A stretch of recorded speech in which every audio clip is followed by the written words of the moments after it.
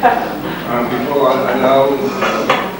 Halam with an introduction from dear Professor, allow him to deliver his speech, I would like to say, on behalf of our family, to extend my heartfelt appreciation and gratitude to Mrs. Talat Helman for the Helman Foundation for extending the invitation for Professor Halam to visit Jordan to deliver his lecture this evening.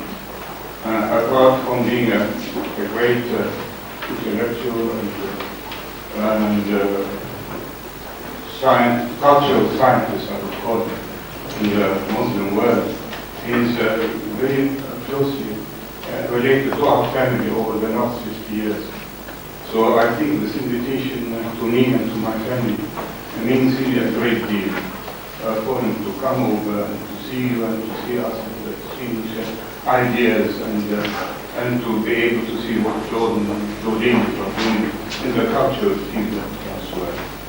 And so we do hope that once his return, he would go back and capture the spirit of Jordan and the Jordanians. So with that, I'll hand you forward to this.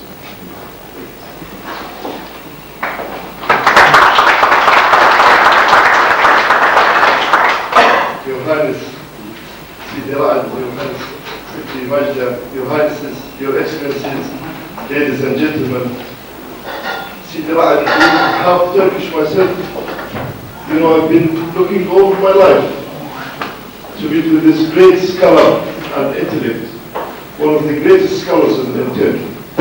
And it's an honor today here at the room of the Turkish Foundation to receive Professor Talat Helman in this great occasion, the centenary of one of the greatest artists in the 20th century who played a major role in shaping the art movement in Turkey, France, certainly here in Jordan.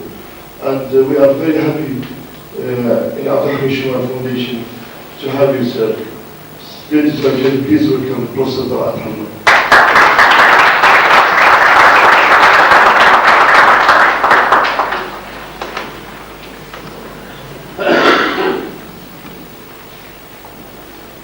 She was Colette, Artemis and Athena, Buddha and Ishtar. She was Alice in Wonderland. She was Alice B. Topaz. She was a beardless Tolstoy as well as Khalil Gibran. She was Dionysus and Apollo, probably more fascinating than any of them. Some might say more fascinating than all of them put together. She was Fahrelnissa in literal truth, the honor of womankind, the pride of womanhood, and yet the greatness she had achieved was beyond gender or womanhood, and she had a stature that was a direct product of her own unique genius. His Royal Highness Talat bin Zeid and Her Royal Highness Majda, Your Excellencies, His Excellency the Turkish Ambassador Mademoiselle, professors, art lovers, Fahrelnissa Zeid admirers, this exciting centenary is, I'm sure, a blissful event for the city of Amman. Having come here only recently, less than 2 days ago, I have been reveling in this magnificent hospitality, in the spirit of friendship, and I hope somehow I or my country can reciprocate. I do hope you'll all come to Turkey, and we'll try to be worthy of your friendship and the spiritual bond between the two countries and sharing the same culture. Being in the city is a great experience. It's so conscious of art, so creative, and especially this complex here, this vital center for creativity run by my friend Ali Mahir, who has been so kind and generous with his time and with his information. Talat Halam is a miracle of a center of art, archaeology, and architecture.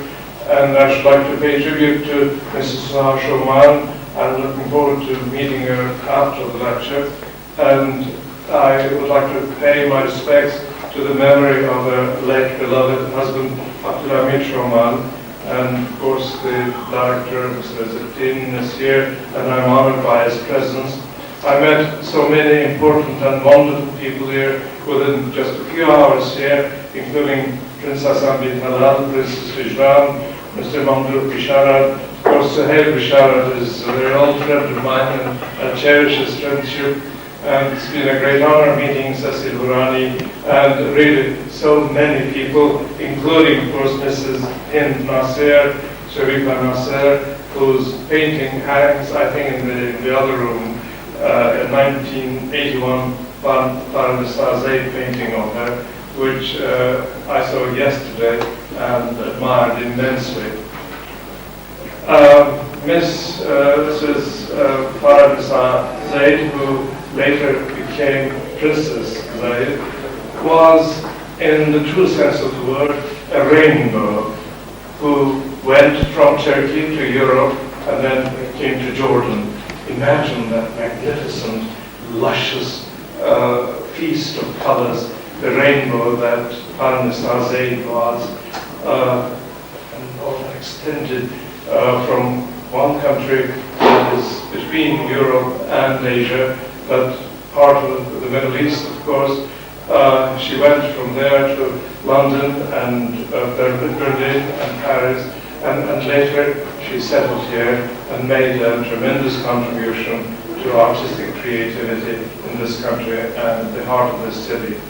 Her first exhibition in Paris at the Galerie Colette Arandi in 1949 had prompted the eminent writer André Maurois de l'Académie Française to pay tribute to her, and I quote, brilliant and luminous compositions, in which, again, as André Maurois said, she makes her inner God speak.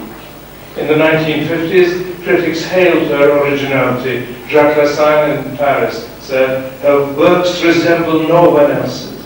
They do not fit into such categories as abstract or non-figurative or anything else.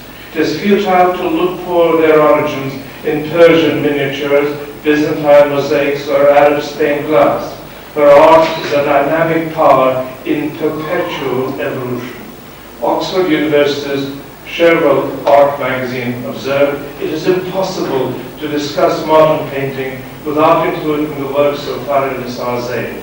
So as early as in mid-century, the Western world, the art capitals of the world like Paris and London, was already observing that she was, and she was going to remain, a very important world artist, not belonging to Turkey or the Near East, and later not only to Jordan, which cherished her work and her personality, but she belongs to world art. She is a true international and universal artist.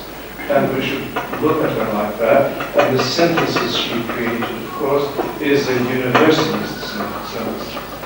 In Les Beaux-Arts, which was published in Paris, Jean Latal wrote, Paris immediately embraced her art, which, in Denis Chevalier's words, stands uniquely original, unclassifiable, and beyond categories. Une artiste inclassable. That identification made by Denis Chevalier was and remains precise. Many critics have mistakenly tried to pigeonhole her art. Some stated that she went from figurative to abstract, as though her career conformed to neatly defined stages or derived inspiration from established trends. European critics often yielded to the temptation of judging her work in terms of Islamic aesthetics alone, or in terms of an Ottoman background, or Near Eastern sensibilities. Most of our early Turkish critics, enamored of the West, endeavored to analyze her art by way of European influences. Few seem to have realized that she had amassed a vast diversity of artistic norms, devices, values, techniques, and created her own synthesis. And she explained in very quintessential terms her own sense of how creativity should be and how it is in her case. She said, in order to achieve a masterpiece, First you have to feel yourself within the picture. You must settle yourself in it with all your being. That was the true genius of this remarkable lady. Her personality, her entire being, having been invested in great splurges of creativity in whatever she did, the way she lived and the way she painted. Her personality has been characterized as a miracle, and I of course agree it is a correct metaphor, but almost too obvious. If you saw her, you knew she was a living miracle. She was objectively miraculous, but her personality was, in a far more compelling sense, an empire. Powerful, majestic, dignified and encompassing, multifarious and vibrant. When you entered her Paris apartment, as I did in 1972, I encountered, as anybody would encounter, an enchanting space, filled with furniture, souvenirs, bibelots, faces, images, fantasies, many of which she had created. The walls were all covered with paintings. There was not 1 inch of empty space, because she wanted to put beauty in every single measure of space that she had anything to do with. And that type of beauty, that type of excitement exuded from her. The walls were covered with paintings, but if you look at the ceilings, as you notice here, the ceilings also were covered entirely and absolutely with beautiful paintings arranged horizontally. So I'm truly impressed that that has been duplicated here in this space devoted to her. In the middle of her temple stood the deity of creativity, a sparkling statue herself, her piercing green eyes full of flames. Fahrelnissa Zeid was first the pride of Istanbul, then the pride of London and Paris. Finally she became the pride of Amman, and how fortunate she was to have a marvelous family here around her, and how fortunate she was that Amman, the entire country of Jordan, embraced her so affectionately and with such deep admiration. And it was also very fortunate, I think, for Amman that there was a presence like hers here. Very few cities can boast of creativity like hers. She spent her last years of creativity here and imparted, as far as I know, a fresh vitality of art and trained a new generation of painters, some of whose paintings are here and some of them themselves are here, I think. And I had the great pride and joy of meeting 2 of them, one last night and one today. What a genius. Take a look at her portrait of her grandmother. She made that. That is practically the first painting that hangs here as you enter. She made that painting as a beginner at age 15. The virtuosity achieved as a teenager is striking and amazing. I really cannot believe it. It's like Picasso's teenager portrait. Classical in beauty, so accomplished, so full of virtuosity. And what a life. She knew Picasso, she met Queen Elizabeth, she had long talks with Mustafa Kemal Atatürk, of course she knew King Faisal, she met Georges Pompidou, she was close to the late lamented King Hussein. She had even met Hitler and had important and interesting conversations with Hitler. She visited Hitler's residence, and one after another doors were opened with clock-like precision as she walked in, and she dropped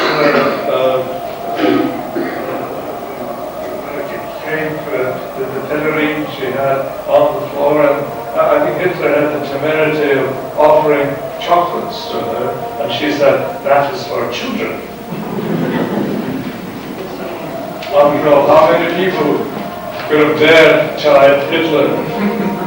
In 1928, when Turkey was trying to change its alphabet to a Latin-type alphabet, Mustafa Kemal Pasha was holding meetings, and she was seated, Fahrelnissa was seated next to him, and according to historical records, the first word, the first name that was put up on the blackboard in the Latin type alphabet was Fahrelnissa.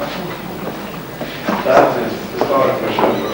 So that is how the new Turkish alphabet started for good or bad.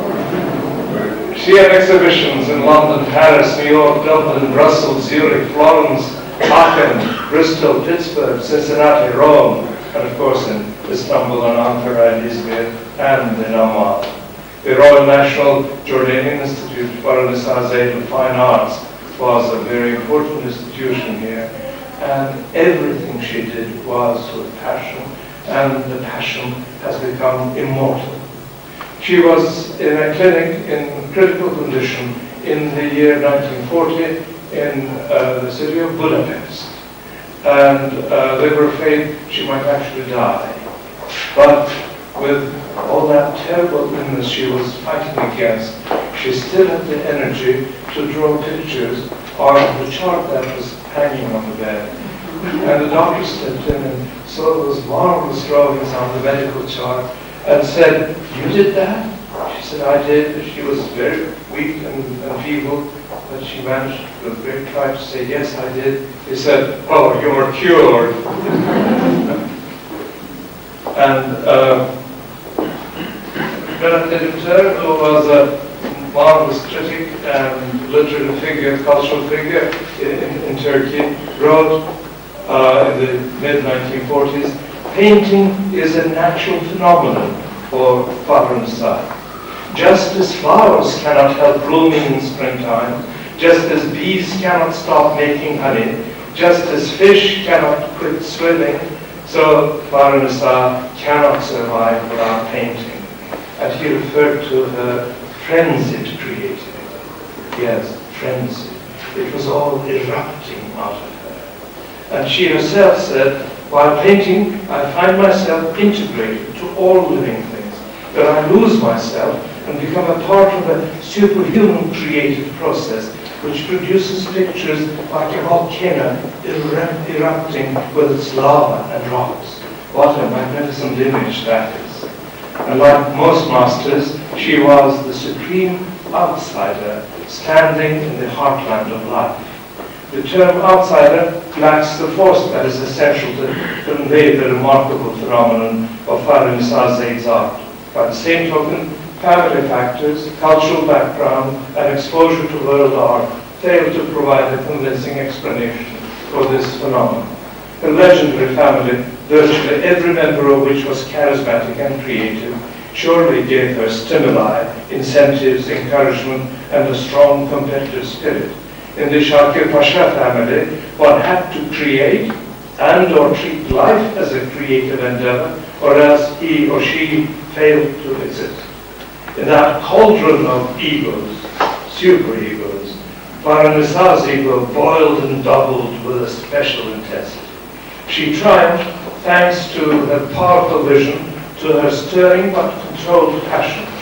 Her stature came not from being the daughter of the Ottoman statesman, photographer, historian Shakir Pasha, or from being a niece of a late Ottoman Grand Vizier, Javad Pasha, or a member of the British family which had produced the outstanding writer Javad Shakir, who used the pen name of fisherman of Halikarnassus, because that's where he lived, in the town of Bodrum, which was classical Halikarnassus.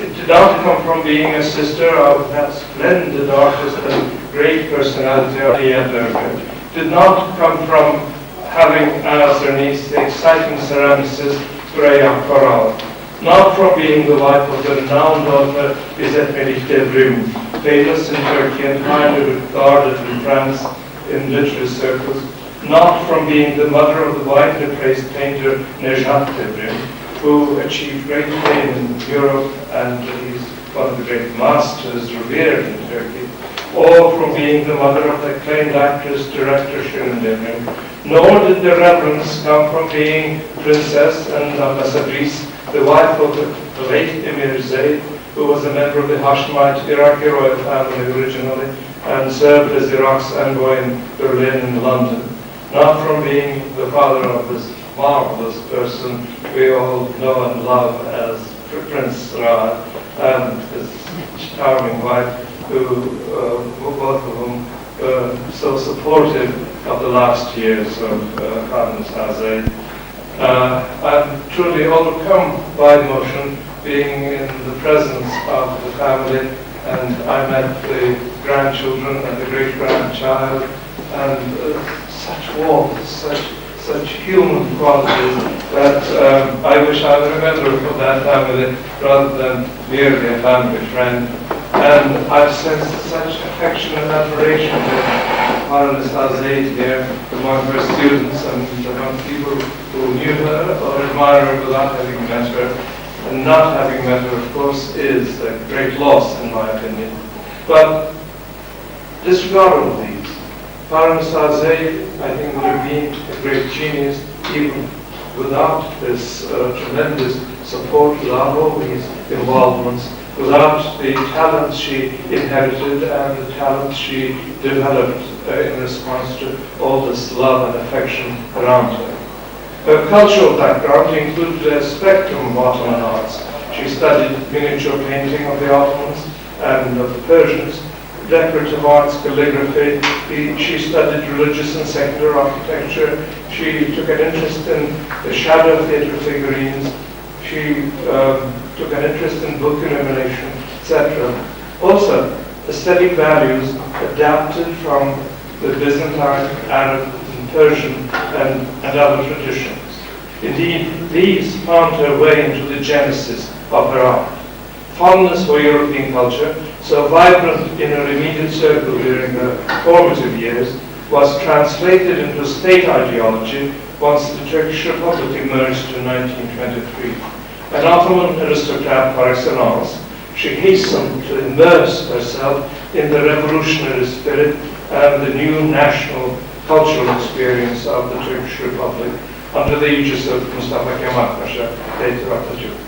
With a voracious appetite, she devoured the fruits of the movements sprouting at home and abroad: symbolism, Fauvism, surrealism, realism, mysticism, non-figurative and abstract art.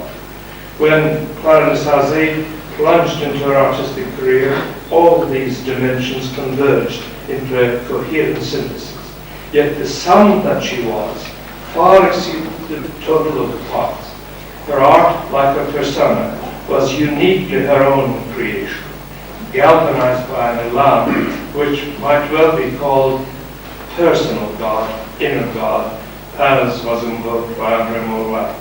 Most artists early on take shelter in some well-defined models or join a cohesive movement working through safe categories. Fahrelnissa rode roughshod, embracing all the possibilities offered by all modes and movements. Her horizons were open to everything, to anything that provided a stimulus. The sheer force of her personality enabled her to transcend the central dilemma of modern Turkish art. Indeed, the dilemma of a wide variety of modernizing societies, from poetry to ballet, from music to sculpture, the challenge of choosing between authentic local color and the tradition on the one hand, and an international style between national heritage and Western culture. For her, there was no need for hesitation, for growth. It has been said that young artists imitate, mature ones steal. She neither imitated nor spoke. She claimed all that she saw and sensed and experienced and divined as her own legitimate creative territory. She was not hampered by the restrictions and constrictions attendant upon many of her contemporaries and successors. Some were merely stealing, some were just imitating. But within each canvas she produced, she had a microcosm of openness where she would start with freedom, while others often had to start by struggling to unshackle themselves. She didn't have to do that. She started with creative freedom. And that was one of her great advantages. That is why she could do all these wonderful paintings in so many different styles, in so many different genres, using all modes without being classified into any single one of them. She possessed the freedom of inherent natural power. Before she had turned 40, she had evolved a patently original style of her own. Yet, during a career that lasted 5 more decades, she never became a captive of that style as a doctrine or technique. In her imperium, she never made any compromises, and exploration functioned as her central force. She possessed a supernatural gift for constructing the symmetry of the disparate, even chaotic images. In many of her reposeful paintings, because there are so many reposeful paintings as well, as you will see here, the harmony she displays, along with the serenity, an energy, if not suppressed fury in certain instances. She created things that were virtually always on the verge of exploding. Few artists of this century ever mastered the penchant for discordia concourse. Keith Sutton, who reviewed for Art News the Zeid exhibition in London's Lord's Gallery in 1957, astutely observed that her works revel in great exuberance and joy, but adhere to a conscious concept of design and control. Earlier in 1949, during his brief and brilliant career as an art critic, Mr. Bülent Ecevit, who now serves as Turkish Prime Minister once again, had drawn attention to the mosaic style in some of Halem's earlier paintings, and he referred to the mosaic style, a process of abstraction that culminates in mosaics. According to Ecevit, the abstract art resulting from such a process never parted company with the human element or with nature, thus creating a unity steeped in a mystical harmony, not unlike the spirit that inspired Anatolia's mystic poets through the ages. It is significant that Prime Minister Ecevit came to the retrospective that was organized in Ankara last year, in spite of the fact that being extremely busy and somewhat frail in health, he has stopped going to many cultural activities, and I think in the course of the year 2001, only twice he went to exhibitions in Ankara, and the first one, when he stayed more than 45 minutes looking at every painting and speaking to Shirin Devrim at great length, he seemed to be reveling once again in the creative joys of Fahrelnissa Zeid. So in something like 50 years, his interest had not waned. He was still a great admirer of Fahrelnissa Zeid. By the middle of the 20th century, Fahrelnissa Zeid had arrived at a nurturing self-confidence that most Turkish painters seemed to be acquiring only as the century was drawing to a close. And that's very important, because most Turkish painters were still stumbling. They were not sure of their technique, they were not sure of what mode they should follow and what sort of creative technique they should use, but not Fahrelnissa Zeid. She started with freedom and self-confidence, and she ended with that. That is why we can revel in these bold strokes of her brush. She had too much temperament to temporize. Her art had nothing that could be characterized as tentative. The assurance of her lines, forms, features in the portrait she created has focal significance. She once observed that she did them to escape loneliness after her husband, her beloved husband, Emir Zeid's death, and added elsewhere that each one represents a mood or a psychological state. A remarkable portrayal of Emir Zeid. Please turn back for a moment and look at that magnificent painting hanging there, with those big soulful eyes and with those fine, delicate features. A remarkable portrait with those huge eyes transfixed is a masterpiece that rescues him from death and her from despair. Some of these paintings with those big bulging eyes have the quality of Byzantine icons. True She was enamored of icons, and she produced many magnificent, original, modern icons. And Emir Zeid was immortalized several times in the purity of his face in the portraits that she made of him. These and others, in my opinion, establish her as one of the most exciting portrait artists since Modigliani. One of her earliest masterpieces, Rev Yugoslav, an oil portrait, which I don't think is here, maybe it's somewhere else in the city, but I think it's outside of Jordan, outside of Turkey. That portrait, I wish you could see it, but it is in some of the books that have been published featuring Fahrelnissa Zeid's art. It hauntingly depicts the elongated face of a woman in repose, stoical, in the throes of suffering, with intimations of mystical contentment. It was completed more than 60 years ago, in the year 1941. That portrait is extraordinary, not only for the woman's unforgettable facial features, but also for the shawl that evokes a dome over which the world is an amorphous melancholia on the verge of turmoil. Fahrelnissa Zeid herself said, the portrait is not the face, the portrait is the soul, wherein she truly tried to capture the soul, the inner resources, the inner beauty or the drama of an individual rather than the mere facial features.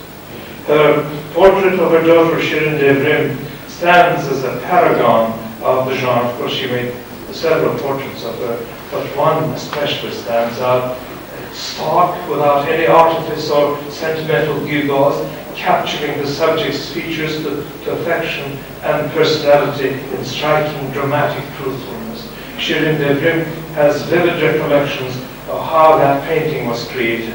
She writes, "My mother seemed to be possessed by the force from above. She was frenzied, she was in a trance, as she swept through the canvas in blood and sweat, while the force remained vibrant in her." The description of this creative process, swayed by furor, is surprising because the portrait itself so exquisitely composed in tranquility.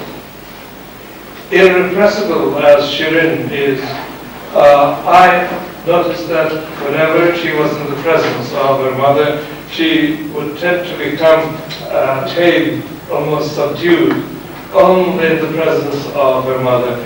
I don't think Shirin Devrim is tame in anybody else's presence, but she was quiet and almost obedient when she was with her mother. And she wrote a marvelous memoir of her family, Shirin did, and that became a runaway bestseller in Turkey.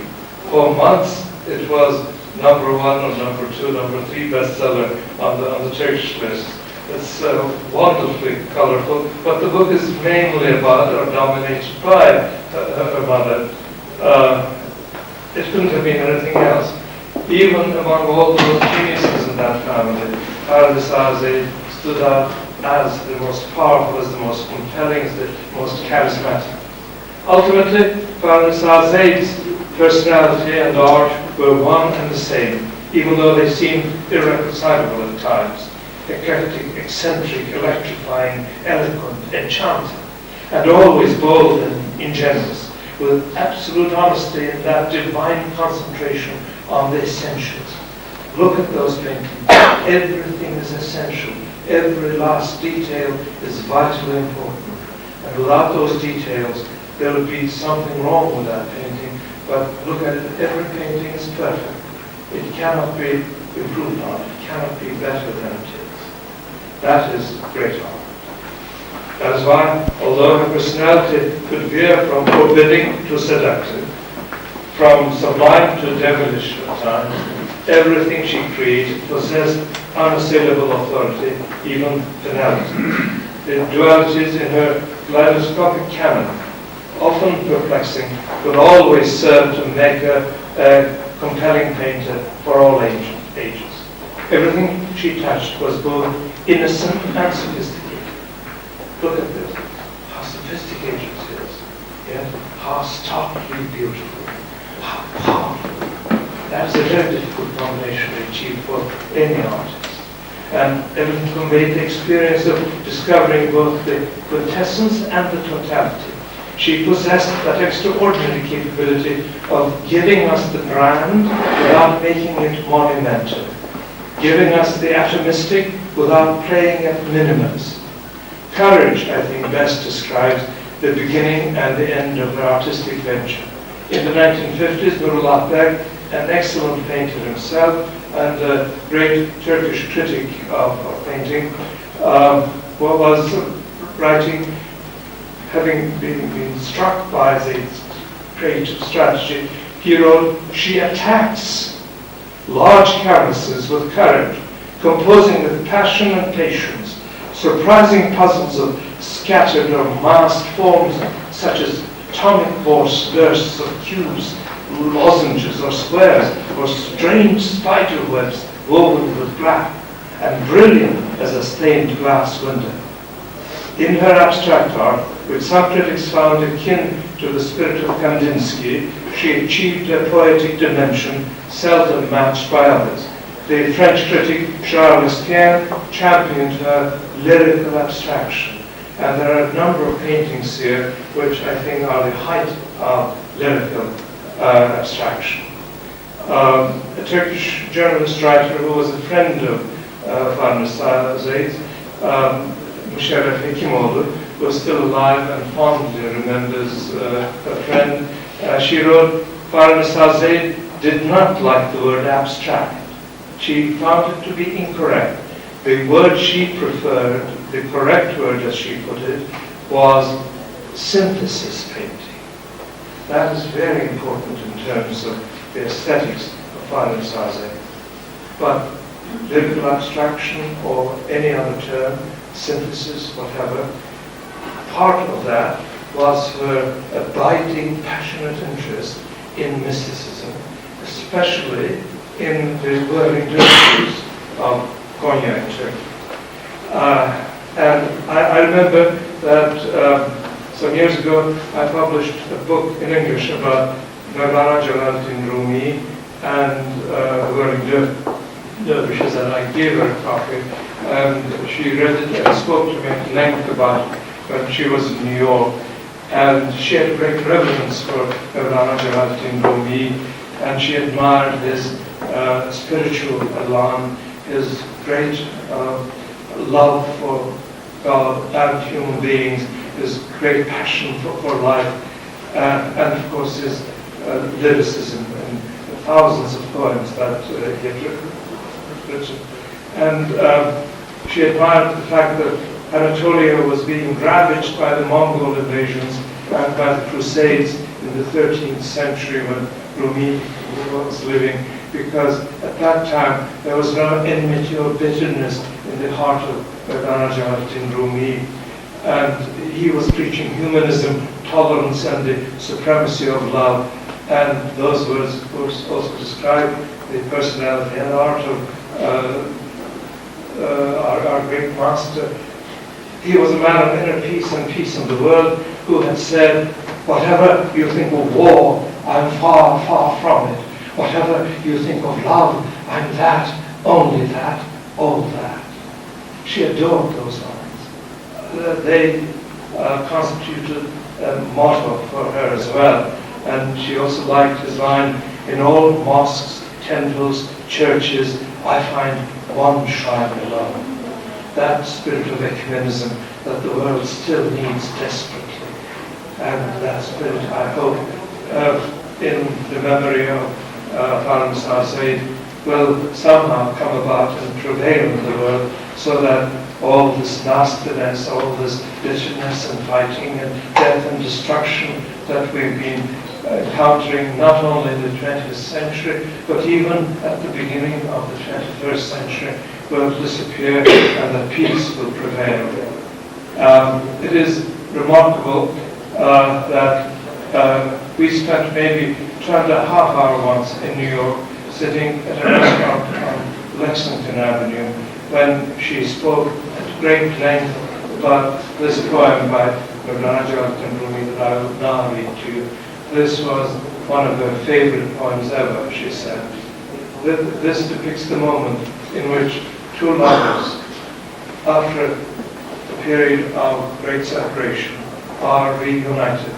Or, in mystical terms, of course, this would be the human lover becoming one and all with God the beloved, because in mysticism, especially in this version of mysticism, there's that relationship of direct antinomian love between God and the human being. It's all based on love, not on organized faith, not on intermediaries, and that is the true original spirit of the Quran, of course. Direct love from the human believer to the beloved God. And this, after a long separation, is the moment of reunion. Blessed moment. Here we sit in this palace of love, you and I. We have two shapes, two bodies, but a single soul, you and I. The colors of the gardens, the songs of the birds among the flower beds will make us immortal, you and I. The stars of heaven will come out to gaze at us. We shall show the stars, the moon herself, you and I. United in ecstasy, we shall no longer be you or I. Rescued from foolish babble, we shall rejoice, you and I. All the bright-plumed birds of paradise will plunge into envy when they hear us laughing merrily, you and I. That was the spirit that she adored. And when the whirling dervishes came here, I understand, in 1990, less than 1 year before her death, and did their ceremonies at the Jarash Festival at the ancient Sidr Theatre. Am I right about that? They did come at that time, didn't they? I understand she reveled on that occasion, and she had tremendous spiritual rapport with them. And I understand after that, that they had a special ceremony at the Turkish embassy when she was so excited, she was almost ecstatic, they said. And shortly after that, she did this marvelous painting of the whirling dervishes. And she adored the spirituality and the symbolic significance of what they do, because, as most of you know, I'm sure, although it's not very clear in this particular painting, but it is in her other dervish paintings, when they do their whirling rituals, the right arm extends this way with the palm of the right hand opening heavenward up to the sky, to God. And the dervishes say that the symbolism of that is they receive the benediction and the bliss and beauty of God the Beloved.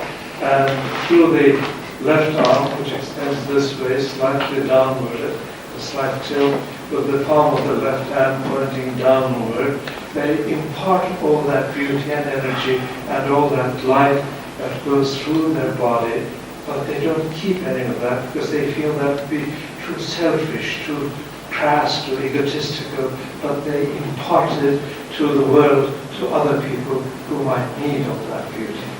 And then they turn always leftward, basically on the heel of their left foot. They make gentle, mesmerizing turns, and while they turn, they are themselves experiencing enlightenment and elevation, soaring toward God, and they always turn leftward because they say that's where the heart is, and the heart is where love resides. Love is the vital core of this type of mystical belief.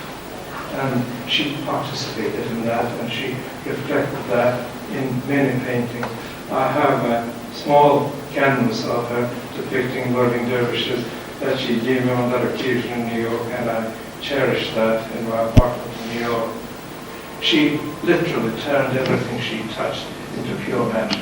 She discovered bones as a new essence of art, reinventing them as living sculpture.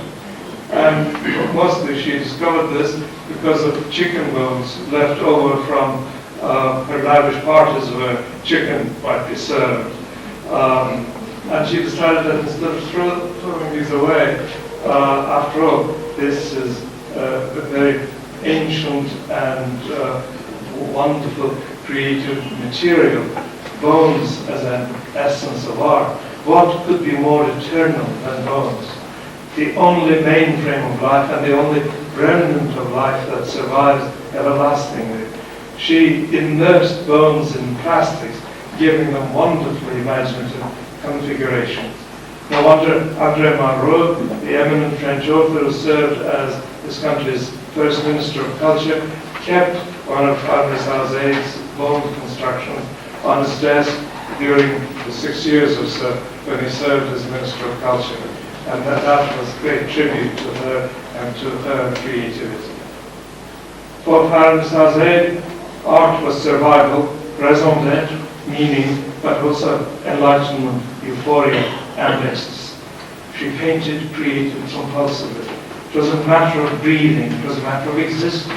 For her, there was no possibility of life without creating beauty. Until her dying moment, 2 months prior to her 90th birthday, she was feverishly exploring and painting.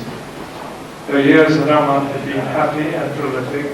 She had surrounded herself with beauty, and especially the beauty of family and friends.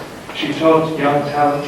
She experimented with marvelously imaginative new works made out of cut glass, but obviously she didn't have the time or the patience for very elaborate glass work, and she would break those pieces of glass and splash paint on them, and she would have instant creativity, I understand. She also busied herself with the affairs of the Royal National Institute named after her.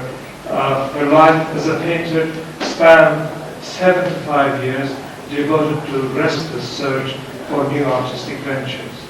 She was a narcissus, adoring and creating the rainbow that went from Turkey to Europe and then came to Jordan. Her paintings are, in the words of Keats, all breathing human passion for love. And in that passion, the spirit of peace was very important. That's why she had a special fondness for the 13th century Anatolian Turkish mystic Yunus Emre. Some of his lines she knew by heart, and she especially adored a quatrain that goes as follows: "Come, let us all be friends for once. Let us make life easy on us. Let us be lovers and loved ones. The earth shall be left to no one." She also had a special fondness for Nazım Hikmet, the Turkish communist poet who died in the year 1963. And it so happens that this year Turkey is celebrating that poet's centennial. He was born in the year 1902, January 15, and there are great celebrations in Turkey and abroad commemorating this great poet Nazım Hikmet, who had said that he would rather give the world to the children in a very famous, a very exciting poem. Let us give the world to the children, at least for one day. Let them play with it as if it's a spangled balloon. Let them sing and dance among the stars. Let us give the world to the children like a huge apple or a warm loaf of bread, at least for one day, so that they'll have enough to eat. Let us give the world to the children, so that even if it's for one day, it will learn what friendship is. The children will take the world out of our hands, and they will plant immortal trees. And he also expressed great enthusiasm and optimism for the future of the world. In the 1940s, writing from a Turkish prison, he was able to express that optimism in a very famous 4-line poem. He said, "The most beautiful ocean is the one we have yet to cross. The loveliest child has yet to grow up. The most beautiful days of our lives are those we have yet to live. And the loveliest things I'd like to tell you are those I have yet to tell." And Fahrelnissa Zeid was a poet in this sense of the term too. She wrote a poem, actually, a poem of mystical questions and mystical answers, in which you is almost a leitmotif. You is her beloved. You is you, all of you, because she loved all human beings. She loved everyone she knew, and she loved all the people of the world she didn't even know or meet. You, for her, is God, God the beloved. God loved her. God must have loved her. And I'm sure she is with God now. She was a goddess of painting herself. And typically, of course, a poem that I shall end with is a poem about painting and creativity and love. Life played me a serenade, and like a gypsy, I danced to it round and round. I overturned the years, and as I gathered them up, I shattered them. The pernicious constructions of suffering, parched with thirst, panicked, partly blind, hunted, waiting. I ran towards the blaze, and the blaze swallowed me up. This is why I'm happy. Grasping the brush, supported by the hand, steered by the arm, I had the top of a mass, a piercing scream into a corner of the still unravished painting. But this painting, who is it?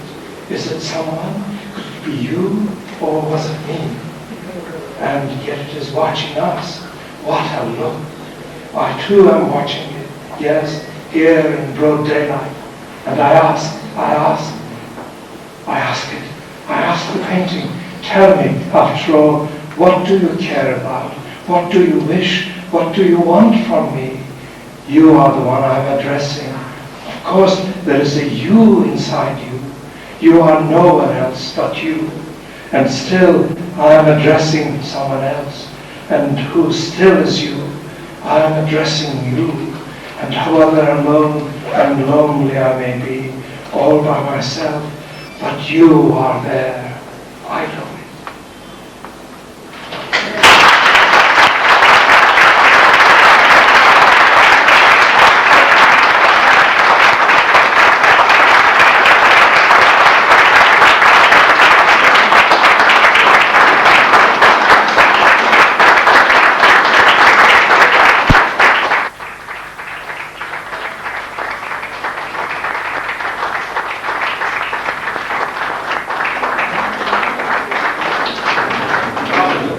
Professor Helman, in this 60 minutes all embracing lecture, you have helped us to relive my mother's artistic life in every facet with such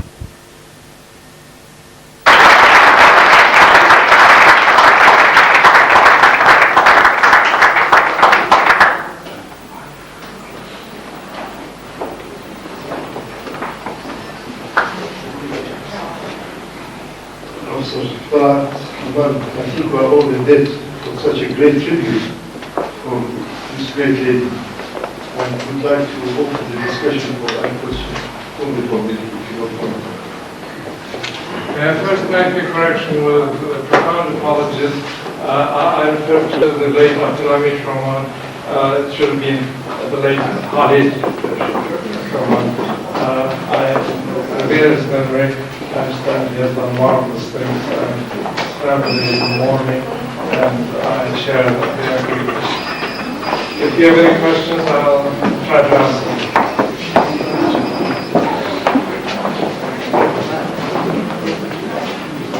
The painting said it all, Halam Zeid has said it all. Thank you very much.